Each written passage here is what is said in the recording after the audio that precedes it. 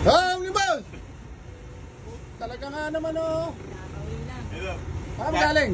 Galing po tayo sa trabaho ngayon, Sir Liz. Aba, puta, po sa lahat. napakasipag mo talaga, Omne. Yan o. Talaga nga naman eh. Ako, nagtitrade ako. Working ka rin po. Oo, anong balita sa, balitaan mo naman kami sa trabaho mo sa maghapong ito eh. Ayos lang. Hindi naman kita nakikita araw-araw. Oo po, ayos lang po, Sir Liz. Yung Sabado, Linggo lang kita nakikita. Oo po, ikot-ikot lang, Sir Liz. Kamusta ka? Bilang, pasay lang po. Hindi ka nangungupal niyan ha? Ay, di. Baka ka kumamaya, nangungupal ka na eh. Hindi po, hindi. Talaga nga naman oh. Tapos, Puro mabuti lang ang ginawa mo ngayong maghapong ito. opo, puro po at opo lang. Puro po at opo. Gusto mo lalagyan lang kita ng bilog sa ulo eh. Opo. Doon sa taas. Ano? Papagawaan kita. Nang dito sa ulo. Papawildingan kita kay Joel. Oo. Uuwi ako sa isang araw, baka gusto mo, paweldingan kita. Yung bilog sa ulong gano'n, nakakabit sa batok. Oo.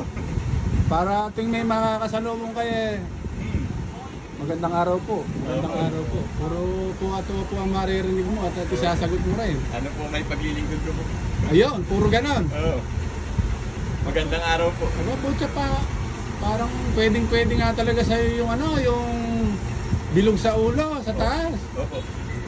Saka yung kaibigan natin, Sir Liz, yung dalawa na yung trabaho. Sino? Yung trabaho mula araw hanggang gabi. Si Mang Ben. Oo, si Mang Ben po. Papagawaan ko rin ng para dalawa na kayo, yung may bilog sa ulo, papawelding ko, tapos papakabit ko sa batok. Opo, matipag po yun. Masipag nga yun.